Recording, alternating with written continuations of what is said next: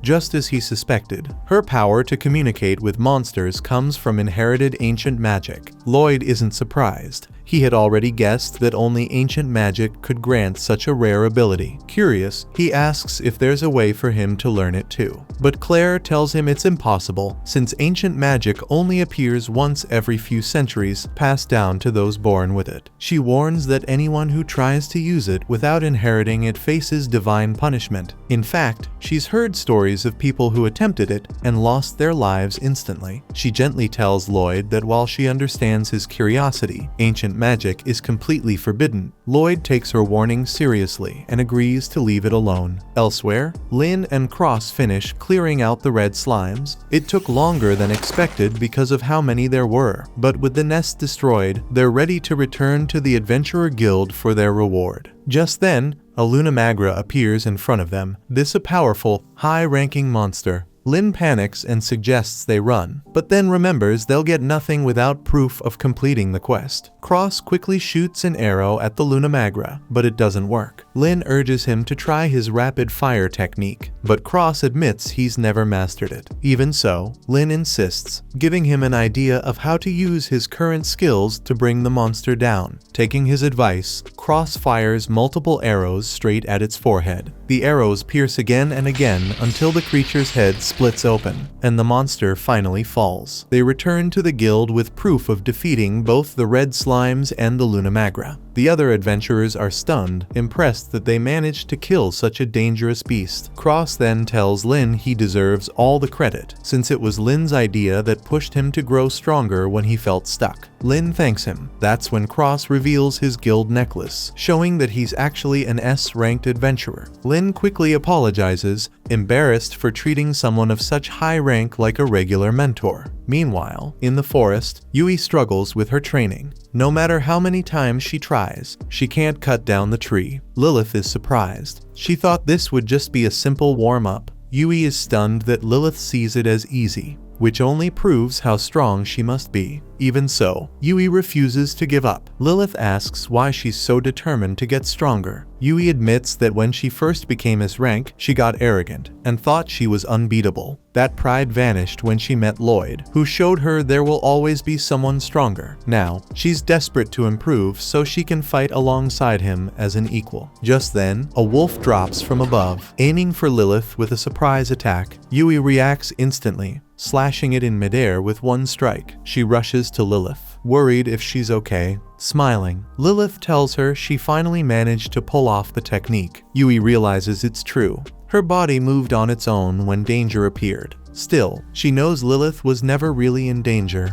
considering her strength. Even so, Lilith thanks her for saving her. Moments later, the strain catches up with Yui, and she collapses. That night at the inn, Lloyd and the others grow worried because Yui hasn't returned, and it's already late. Suddenly, Lloyd senses someone outside. When they rush out, they find Yui asleep on the floor. It was Lilith who carried her back, but she slipped away before anyone saw her. The next morning, the group prepares to leave the city and continue escorting Claire back to her kingdom. Meanwhile, Lilith meets with Merlin. It's revealed that Merlin was the one who sent her to check on Lloyd, since it would have been too awkward for Merlin to face him directly after he ran away from her. As Lilith vents about how exhausting the job was, Merlin suddenly feels jealous that Lilith got to see him while she didn't. Finally, Merlin makes a decision. She'll go see Lloyd herself, because she can't stand being apart from him any longer. Meanwhile, in the Demon Kingdom, Grist kneels before the Demon Lord and apologizes for failing to destroy Ishtar. On top of that, he still has not been able to locate or capture Claire, and the Demon Lord is slowly beginning to lose his patience. The Demon Lord admits that he is honestly more disappointed than angry because he expected far more from Grist, especially since he is one of the 4 demon generals. Grist continues apologizing and promises that he will take care of everything the next time he gets the chance. The Demon Lord responds by warning him that he had better succeed next time or it will cost him his position. After leaving the throne room, Grist kicks some rubble in frustration because he has no idea how he is supposed to find Claire without any clues to follow. That is when Michelle suddenly appears and starts mocking his frustration. However, Michelle also gives him some useful information. He tells Grist that Claire is currently on her way to the royal capital and is being protected by a group of S-rank adventurers instead of knights. Grist is confused about how Michelle even knows this information and asks why he is sharing it with him in the first place. Michelle explains that he wants to get into the Demon Lord's good graces, and helping capture Claire is the perfect way to do that. Meanwhile, Lloyd and his party continue escorting Claire through a valley. As they travel, they suddenly hear rustling coming from the bushes nearby and immediately assume it might be a demon. However, it only turns out to be a rabbit. Even so, Lloyd is still not fully convinced, so he uses his enemy scan ability to check the surrounding area. He feels relieved when he confirms that there are no demons nearby. Shortly afterward, the group continues their journey and eventually decides to rest deep inside the forest. While they sit together, Lloyd talks about how quickly and confidently everyone reacted when they thought a demon was nearby. He admits that he wishes he could become that confident and strong someday so he would stop dragging the party down. However, the rest of the party immediately disagrees and tells Lloyd he needs to have more confidence in himself. They all believe that he is actually the strongest among them and say they are only trying to catch up to him. Yui explains to Lloyd that if he never acknowledges his true strength, then he will never be able to draw out his full potential. She tells him he should start giving himself more credit, and Lloyd agrees with her words. Meanwhile, Merlin arrives at the royal capital and approaches the palace gates, but the guards stop her and explain that she needs proper authorization before entering. Instead of arguing, Merlin simply uses her magic to make the guards mentally absent for a short time before calmly walking inside. She then heads toward the library and is surprised by how elaborate and detailed it is, especially since she knows it is only hiding a secret entrance at the back. Merlin reaches the hidden door and reveals it, but before she can open it herself, Lowen suddenly opens the door from the other side and invites her in. The two sit down together, and Merlin is surprised that Lowen already knew she was there. Lowen casually explains that she could smell Merlin's mana from far away. After sharing some tea together, Lowen informs Merlin that the Demon Lord's son now rules at the top of the Magocracy. Apparently, the Magocracy has remained quiet since their previous battle because the former lord's power had been overwhelming. Putting that aside, Merlin comments that the Emperor must trust Lowen greatly if she is allowed to keep her research lab inside the kingdom. Lowen tells her not to think too deeply about it because things simply ended up this way after she attempted to study and copy Merlin's magic. Now that Lowen has access to a proper research lab, Merlin pulls out one half of a grimoire and asks Lowen to examine whether it still contains the power needed to seal a demon lord. Lowen is surprised that Merlin thinks the demon lord Lord may return, but Merlin explains that it is simply a precaution because it is better to prepare early for situations like this. Meanwhile, Lloyd and his party arrive at the forest leading toward the town of Schwers, and from there it is only about one more day to the capital. However, the sun is already beginning to set, so they consider setting up camp. At the same time, they worry about possibly being attacked by monsters if they stay in the forest overnight. To make sure the area is safe, Lloyd uses his search magic to scan for enemies, but he is shocked when he realizes something is interfering with his spell. Moments later, a thick mist begins surrounding the group, and they quickly understand that the mist itself is blocking their mana. Lloyd studies the situation and concludes that demons must be behind this, so the group immediately decides to flee toward Schwers since camping there is no longer safe. Meanwhile, Lowen finishes examining the grimoire and confirms that it still contains some mana, though it is only the remnants of Sybil's power. Merlin hears this and assumes it must be Sybil's final will remaining inside the grimoire. Merlin then asks Lowen if she remembers Lloyd. Lowen thinks back and remembers him as the boy who used to live deep in the mountains together with her. Merlin explains that one day Lloyd happened to touch the grimoire, and it reacted to him as well, meaning he possesses the potential to become a chosen one just like her and Sybil. Even though Merlin knew it would be extremely difficult for Lloyd to reach that level, she still believed there was a small possibility. That was why she became serious about training him and often gave him tasks far beyond his abilities. However, Merlin later realized that raising a child was far more difficult than simply teaching magic, so she never truly understood Lloyd's feelings. Because of that, Lloyd eventually ran away from home. Now Merlin has heard that Lloyd formed a party and is escorting the kidnapped princess back home, which is why she traveled all the way here to see him again. Meanwhile, Lloyd and the others are now completely surrounded by thick mist. Silica uses her wind magic to clear the fog away, and that is when they realize they are surrounded by Grist and his followers. Grist wastes no time and immediately orders his lackeys to capture Claire. Lloyd quickly responds by casting a stat boost on everyone, and the adventurers immediately draw their weapons and begin fighting. At first, the battle seems to be going well, but that changes when they try attacking Grist directly and realize that none of their attacks are hurting him at all. Grist throws a powerful punch toward them, and Daggaz barely manages to block it in time with his shield. Right after that, Yui attacks from behind, but her sword is stopped by what appears to be empty space itself. Lloyd takes one look at this phenomenon and immediately realizes it is mana armor. Grist is protecting himself with the mana surrounding his body. Grist is surprised that Lloyd was able to figure that out so quickly and assumes he must have been the person who saved Ishtar earlier. Afterward, Grist jumps high into the air and prepares another attack, but Silica hits him with a burst of fire while he is still airborne. Even that attack is not enough to defeat him. Just as the situation begins getting worse, Grist and all his followers suddenly become frozen inside massive blocks of ice. Lloyd examines the ice and realizes it is an extremely high-level ice spell. When he looks behind him, he sees that the spell came from a blue-haired beastman. Meanwhile, Michelle watches everything from a distance and realizes the situation is starting to go badly. He considers strengthening the fog, but then he suddenly turns around and sees Will standing there. Will makes it clear that he plans to stop him right there. The beastman walks toward the adventurers, and the moment Claire sees him, she immediately runs over to him. The adventurers ask who he is, and Claire introduces him as Thurian, the ice crystal hero. Lloyd assumes Thurian must be the emissary sent to rescue Claire, but Thurian says that is not the case. He explains that he is only there to protect Claire because he does not trust lowly adventurers like them. Claire scolds him for insulting the people escorting her. Just then, Grist suddenly breaks free from the ice. However, Thurian does not panic at all and confidently says he can handle this himself. He launches a series of ice attacks at Grist, but Grist either blocks or dodges every single one. The other adventurers try offering assistance, but Thurian arrogantly tells them to stay out of his fight because he can handle it alone. Meanwhile, Michelle is shocked because Will has managed to see through all of his tricks. Michelle asks who he really is, but Will casually answers that he is just a random alchemist who came to get rid of the mist. Back at the battlefield, the adventurers continue watching Thurian fight Grist, and they are impressed by how intense the battle has become. However, Grist suddenly begins compressing his mana. Lloyd notices this immediately and tries warning Thurian, but Thurian is too arrogant arrogant to listen. Their attacks collide head-on,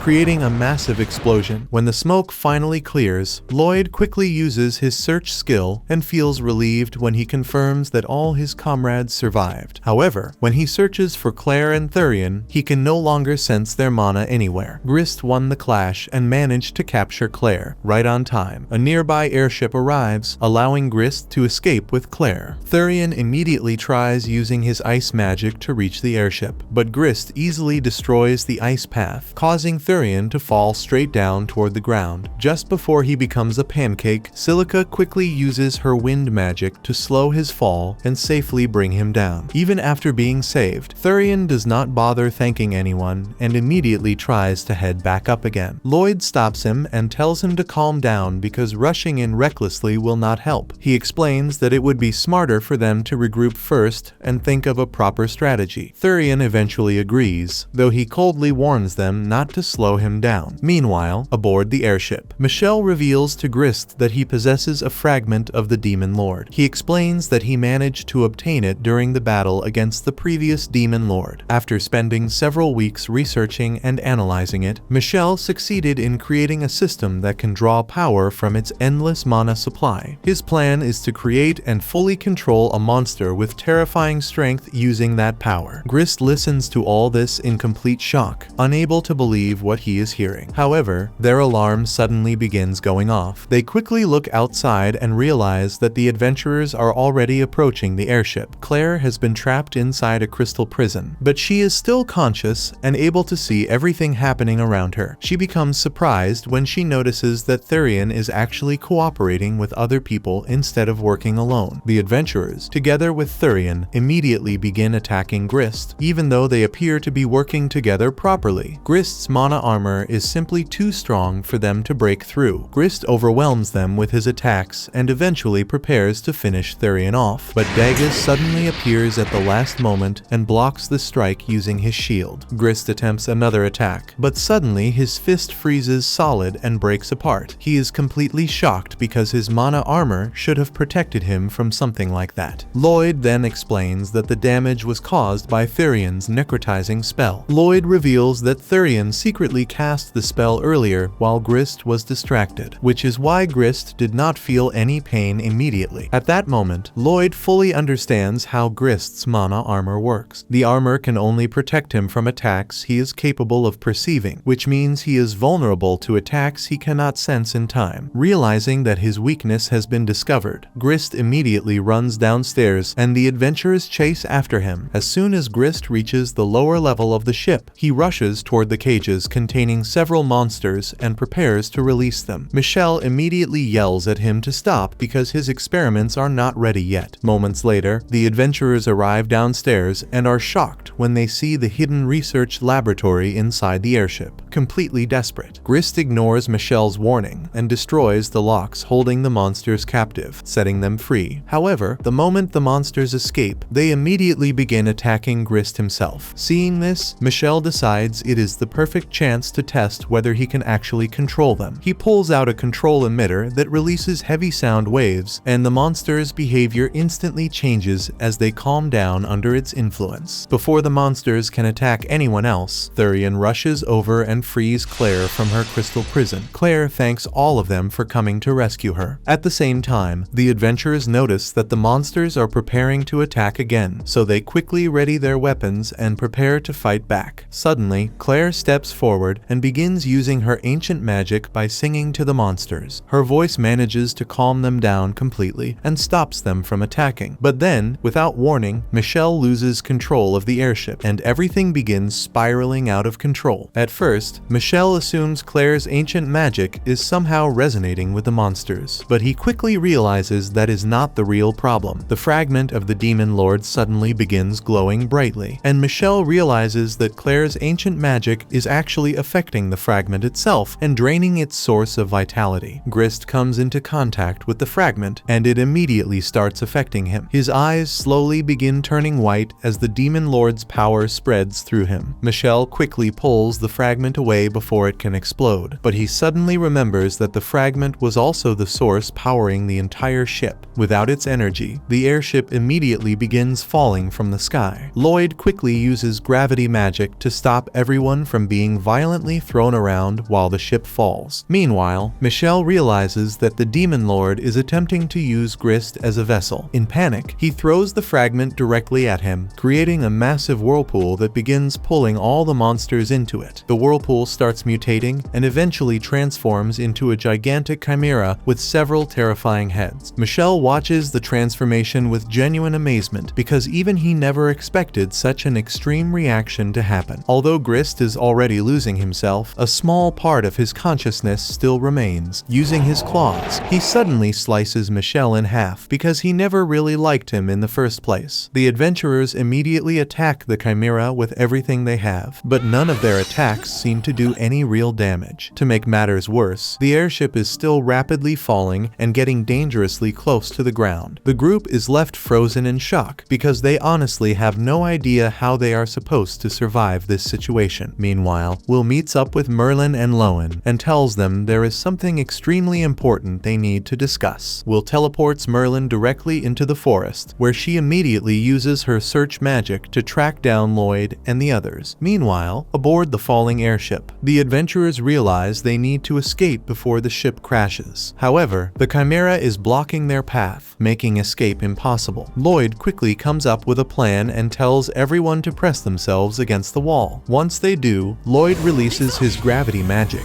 causing the chimera to lose balance and topple over to the other side of the ship. This creates an opening that allows the group to safely make their way out. After reaching the outside of the ship, Thurian attempts to use his ice magic to help everyone escape, but the chimera suddenly emerges and destroys the ice with its fire breath. Even so, the short opening is enough for everyone to jump away from the ship and create some distance between themselves and the monster. As they continue falling through the air, Thurian quickly creates a large ice platform beneath them, allowing everyone to stand safely in the middle of their fall. Dagas and the others begin feeling somewhat relieved, but Lloyd warns them not to relax yet because the hardest part is still ahead of them. The final step of the plan is for Silica to use her wind magic to stop their fall at the right moment. When the timing becomes perfect, Lloyd strengthens Silica's magic with his enhancement spell. Silica then releases her wind magic, causing the group to slowly hover downward until they are close enough to safely jump and land on the ground without injury. Once they land safely, everyone praises Lloyd for both his quick thinking and his magical abilities. However, Lloyd refuses to take any credit and claims that all he did was use a few enhancement spells. Thurian then admits that he always believed teamwork was only for weak people, but after fighting alongside everyone, he now realizes that cooperating with others actually makes battles far more efficient. Not long afterward, the airship crashes into the ground behind them. Even after the massive explosion, the chimera survives and appears to have grown even stronger than before. Lloyd immediately signals for everyone to head into the forest, and they all rush into the woods before hiding inside thick bushes. Meanwhile, Merlin continues tracking Lloyd and his party with her search magic while secretly listening to their conversation from a distance. As the group hides, they hear the chimera moving through the forest nearby. They begin to suspect that the chimera is mainly targeting Claire because, even after transforming, Grist's consciousness still remains inside it. The group realizes that Grist is still aware inside the chimera's body and is specifically searching for Claire. They briefly consider using concealment magic on Claire to hide her presence, but Lloyd explains that it would only temporarily solve the problem. Even if they escape now, Grist would simply continue hunting Claire afterward. Despite the danger surrounding them, Claire remains worried about the monsters she previously calmed down before they were absorbed into the chimera. Lloyd thinks carefully for a moment before coming up with another plan. He suggests that Claire use her ancient song once again in order to send her wishes directly to the Demon Lord's wellspring of vitality and ask for the monsters to return to normal. Lloyd explains that if the plan works, it should free the monsters while also weakening the chimera itself. He also mentions that he will amplify Claire's ancient magic with his own spells in order to increase the chances of success. Claire agrees to the plan, and everyone prepares to put it into action. However, just as they are about to move, Merlin suddenly appears before them. Instead of reuniting with Lloyd with a hug, she immediately starts scolding him for even thinking about using ancient magic. Lloyd is shocked to suddenly see Merlin there, but he calmly replies that he knows he is strong enough to handle it. To Merlin, his words words sound dangerously overconfident, so she reminds Lloyd that she always taught him to remain humble. Lloyd responds by saying it is not overconfidence, but simply acknowledging his own power. Lloyd and Claire then rush forward to begin their plan. Thurian creates a distraction by launching several giant ice spikes at the Chimera, while the monster is distracted. Lloyd climbs onto its body and drives his staff into it, while Claire begins singing. As Claire sings, Lloyd starts amplifying her ancient magic. Although the plan appears to be working, the strain quickly begins taking a heavy toll on Lloyd's body. Even so, the group watches in shock as Lloyd's strategy succeeds, and the monsters begin separating themselves from the Chimera one after another. Once the process is finally complete, everyone believes the battle is over. However, they suddenly look up and see a mysterious portal opening above them. Before anyone can react, Lloyd is suddenly pulled into the portal and disappears along with Grist. Lloyd wakes up inside a strange white negative space where he sees Grist's body slowly disintegrating after entering. Lloyd notices that his own body is floating strangely within the empty space and becomes confused about what is happening. That is when an unknown voice speaks to him and explains that his mind and body are currently being separated. Back in the forest, the others also hear the mysterious voice. The moment Merlin recognizes it, she immediately summons her grimoire because she realizes the voice belongs to Sybil. Inside the white space, Sybil finally appears before Lloyd and explains the terrible danger of ancient magic and the reason it was forbidden in the first place. However, Sybil admits that he himself once used ancient magic during his battle against the previous demon lord. Sybil explains that during the battle, everything originally went according to his plan. However, once the demon lord realized he was going to lose, he chose to self-destruct instead. The explosion wiped out Sybil's comrades and destroyed the entire city. Although Sybil survived, he decided to use forbidden ancient magic to bend the boundary between life and death itself. By doing so, he succeeded in bringing back both his friends and the city, but the price was his own life. After listening for a while, Lloyd notices a dark aura beginning to surround him, while his physical body slowly sinks deeper into the negative space. Confused, Lloyd asks what is happening. Sybil explains that the boundaries between life and death are beginning to close again. Apparently, Lloyd's presence inside the space is preventing the restoration from completing properly. Because of this, Sybil tells Lloyd that he must escape immediately while he still can. Lloyd asks how he is supposed to do that, and Sybil simply points toward Lloyd's chest. Lloyd touches his chest, and suddenly his body begins escaping from the negative space. Outside, everyone notices that the portal is beginning to close, so they desperately shout for Lloyd to hurry. Thankfully, Lloyd manages to escape just in time and reappears behind them. The moment everyone sees him alive, they immediately rush over and hug him in relief. Merlin quietly holds her grimoire while tears form in her eyes, and she thanks Sybil for allowing Lloyd to return safely. The next day, the group finally arrives at the royal capital. The girls are genuinely shocked to discover that Lloyd's master was actually the great sage Merlin all along. Shortly afterward, Claire arrives and thanks everyone again for safely escorting her back to the capital. The king has also requested to meet with the adventurers, so they wait together until they are called in. Around that time, Thurian approaches Claire and sadly admits that he lost the special bag she made for him when they were children. Claire does not become upset and simply smiles while promising to make him a new one someday. At the end of the day, the adventurers finally return home after receiving praise from the king for safely bringing Claire back despite everything that happened. The king even rewards them with a mansion so they can continue working near the capital whenever they wish. Just then, Lowen suddenly appears and begins sniffing everyone around her. She notices that Lloyd's scent of mana feels somewhat similar to Merlin's. Merlin walks up behind them and explains that Lowen is able to distinguish people through their scent. Since Merlin is viewed as a role model by many adventurers, they immediately begin praising her and talking about how amazing she is. After things finally calm down, Merlin asks Lloyd if he plans on returning home with her. Lloyd refuses because he wants to continue adventuring. He also explains that the king requested for them to remain in the kingdom for a while, and because of that, he wants to study all kinds of magic instead of focusing only on support magic. Merlin does not object to his decision at all. In fact, she honestly seems proud of how far Lloyd has come. This was the end. Subscribe to not miss more recaps and watch the next video on screen.